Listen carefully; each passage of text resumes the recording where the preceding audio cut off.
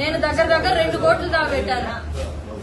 ఒక్కదానికి సమాధానం ఇవ్వట్లేదు. బెదిరింపు కాల్స్ వస్తున్నాయి. ఆయన 4 days నుంచి ఫోన్ స్విచ్ ఆఫ్ వస్తున్నాయి. నాకు అనుమానం వచ్చి మీ ఇష్టం వచ్చింది చేసుకోండి, మేము మీ మీద రివర్స్ కేసు పెడతాము.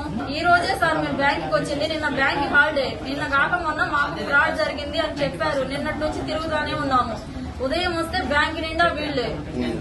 ఎఫ్డీలకి సమాధానం లేదు, ఇంట్రెస్ట్ లేదు. 2 నెలల నుంచి 1 month 50 lakhs చేస్తే దానికి సంబంధించి ఇంట్రెస్ట్ పడలేదని నేను అడుగుతుంటే ఇది బయటపడింది సార్.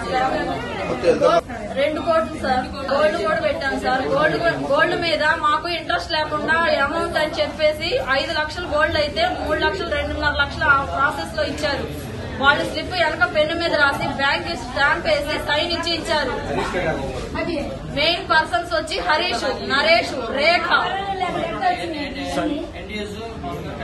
మేనేజర్ ఫస్ట్ నుంచి ఉంది నరేష్.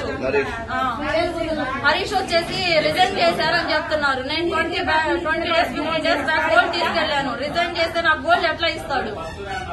ఇప్పుడు వచ్చి ఆ మాట చెప్తున్నారు. గోల్డ్, ఎఫ్డీ ప్రూఫ్లు మొత్తం ఉన్నాయి సార్. మరిన్ని వీడియోస్ కోసం ఛానల్ ని సబ్స్క్రైబ్ చేయండి. లేటెస్ట్ అప్డేట్స్ కోసం వాట్సాప్ ఛానల్ ని ఫాలో చేయండి. అండ్ లింక్ డిస్క్రిప్షన్ లో ఉంది.